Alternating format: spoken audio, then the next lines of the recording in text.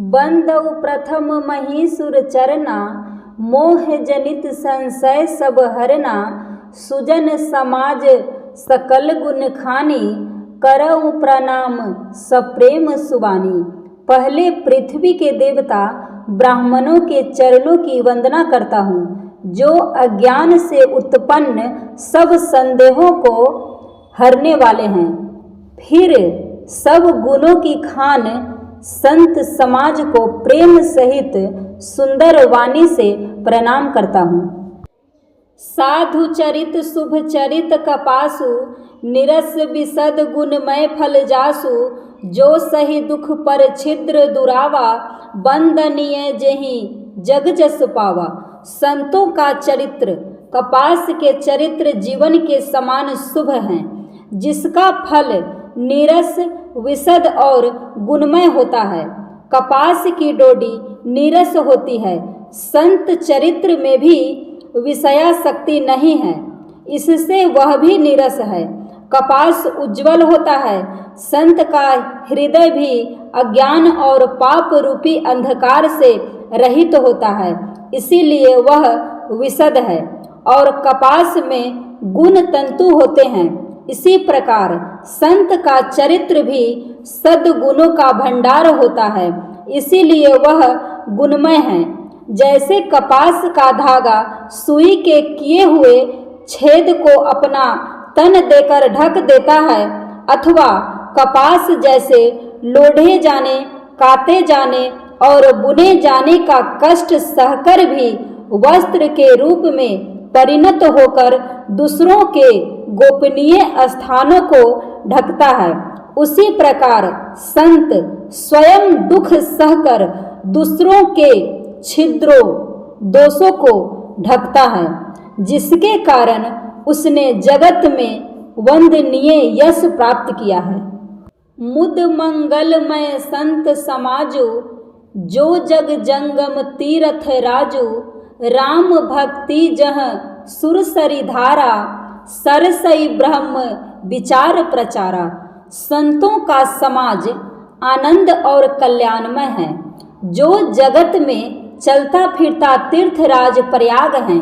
जहाँ उस संत समाज रूपी प्रयागराज में राम भक्ति रूपी गंगा जी की धारा है और ब्रह्म विचार का प्रचार सरस्वती जी हैं। विधि निषेधमय कलिमल हरणी, करम कथा रवि नंदनी बरनी।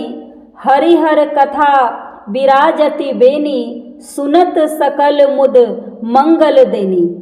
विधि और निषेध, यह करो और यह न करो रूपी कर्मों की कथा कलयुग के पापों को हरने वाली सूर्य तनया यमुना जी हैं, और भगवान विष्णु और शंकर जी की कथाएं त्रिवेणी रूप से सुशोभित हैं, जो सुनते ही सब आनंद और कल्याणों की देने वाली हैं।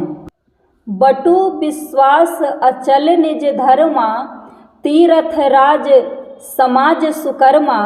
सब ही सुलभ सब दिन सब देसा, सेवत सादर समन कलेसा।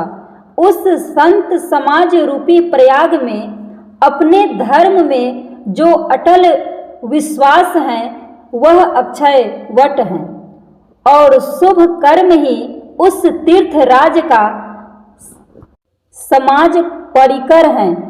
वह संत समाज रूपी प्रयागराज सब देशों में सब समय सभी को सहज ही में प्राप्त हो सकता है, और आदर पूर्वक सेवन करने से क्लेशों को नष्ट करने वाला है। अकथ अलौकिक तीरथ राउ, देई सद्य फल प्रगट प्रभाव। वह तीर्थराज अलौकिक और अकथनीय है एवं तत्काल फल देने वाला है, उसका प्रभाव प्रत्यक्ष है।